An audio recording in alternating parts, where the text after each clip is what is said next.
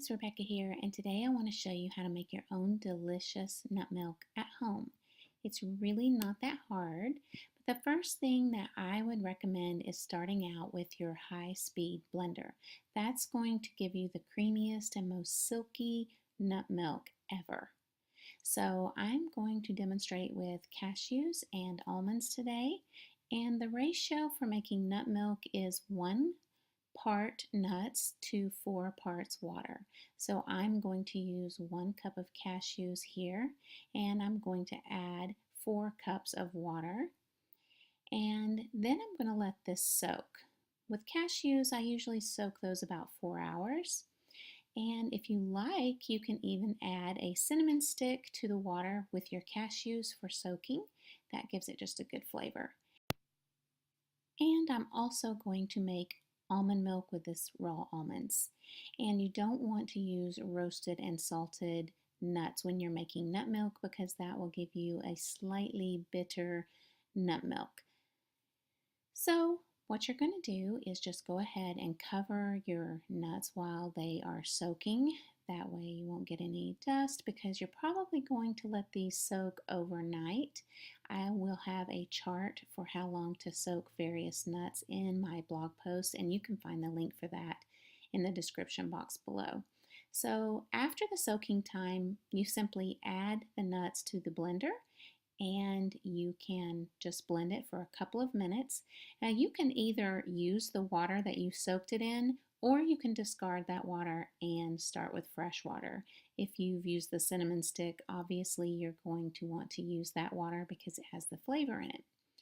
Now this is a straining bag. It is specially made for using for making nut milk. This is not my preferred method, but I did want to show that you can use this strainer for making really super silky nut milk. If you do use the next method that I'm going to show you, you'll find that it maybe isn't quite as silky as this mesh bag. So you just twist it up and all of the nut milk drains out and the pulp is left behind in the bag.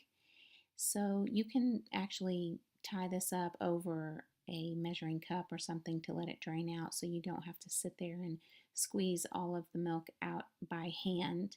And now I'm just going to go ahead and blend up the cashews that I soaked, and I did add just a pinch of salt to that.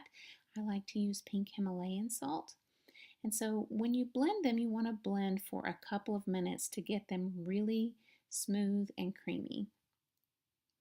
This is the method that I prefer for making my nut milk, and it's always worked great for me. I've used this method for over a decade. I simply strain my milk through this little handheld mesh screen, and I just pour the milk. It goes through really quickly, and then your pulp is left behind.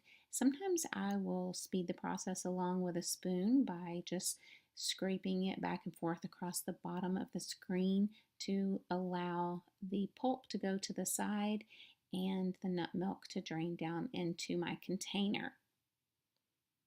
You can use this leftover pulp for baked goods, or you can feed it to the wildlife. Birds and squirrels love leftover nut pulp, so you can put some of that out and let your kids watch. While they're watching, you can serve them a nice cool glass of your cashew or almond or other nut milk with some tasty chocolate chip cookies. They're gonna love it. And that's how simple it is to make your own homemade nut milk. I hope you've enjoyed this video. Thanks for watching.